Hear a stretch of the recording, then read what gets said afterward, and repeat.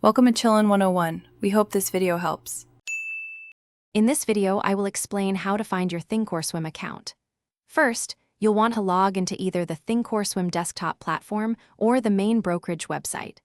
Once you've successfully entered your credentials, look for a section often labeled Client Services or Account Summary.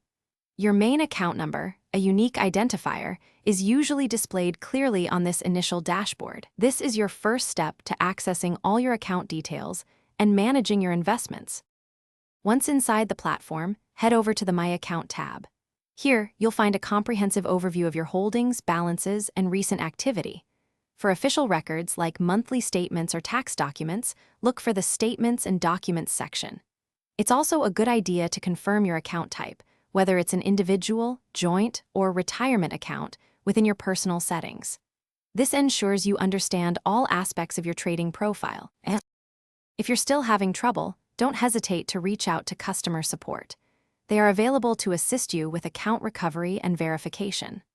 On the login page, there's usually a forgot username or password link that can guide you through regaining access. Also, remember to check your email inbox.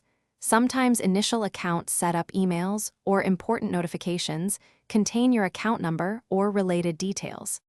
Remember, your account number is crucial for various actions, like linking external bank accounts for deposits or withdrawals. It's important to distinguish between your login ID, which you use to access the platform, and your actual account number, which identifies your specific brokerage account. Always prioritize keeping your account details secure. Never share them with unauthorized individuals to protect your financial information. Thanks for watching. Consider subscribing if we helped you.